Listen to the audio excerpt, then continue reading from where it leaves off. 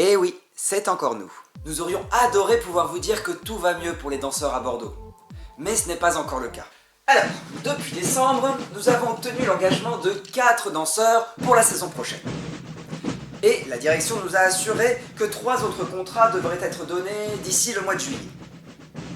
Si c'est le cas, c'est un point positif. Mais, parmi les danseurs déjà en place dans le ballet, il devait y en avoir 7 qui, ayant déjà 2 ans de compagnie, auraient dû se voir proposer un contrat de 2 ans, comme le veut le règlement intérieur du ballet.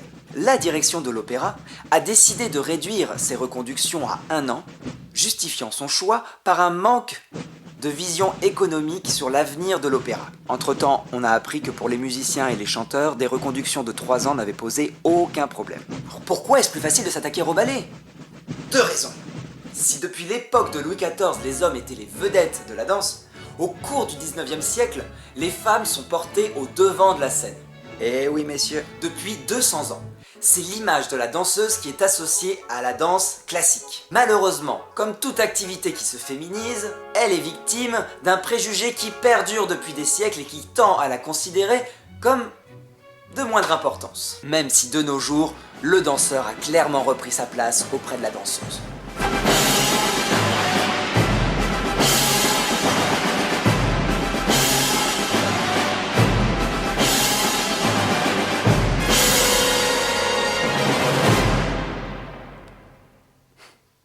Un autre souci, c'est la jeunesse des danseurs.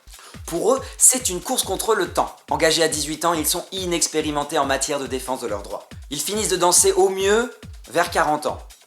Les carrières sont courtes. L'esprit de discipline dans le travail et le dévouement à leur art font partie intégrante de leur formation, les incitant ainsi à se taire et à accepter ce qu'on leur demande. Même si les anciens tentent de les sensibiliser, la confiance en soi met toujours du temps à se mettre en place. Compagnie de ballet, ça se renouvelle complètement en 10 ans environ.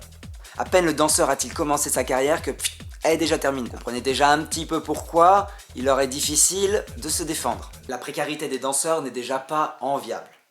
Avec les choix de la direction, actuellement tous les CDD doivent se terminer en juillet 2018. Après, on ne sait rien. Nous n'avons aucune vision d'avenir. Surtout depuis que le directeur Charles Jude a été fortement invité à prendre sa retraite. Le ballet a donc décidé de poser un préavis de grève sur la première représentation des 4 tendances 6 pour défendre ses danseurs, se faire entendre de sa direction sans léser le public des 7 autres représentations qui suivent, pour que cette injustice cesse. Les petits n'ont pas à payer pour le manque de vision des grands. En attendant, nous vous invitons à venir découvrir ce magnifique programme des 4 tendances 6 avec de superbes pièces telles que Just Before Now, Minus 16 ou des titres encore plus évocateurs sur la grève ou La danse peut-elle résister ?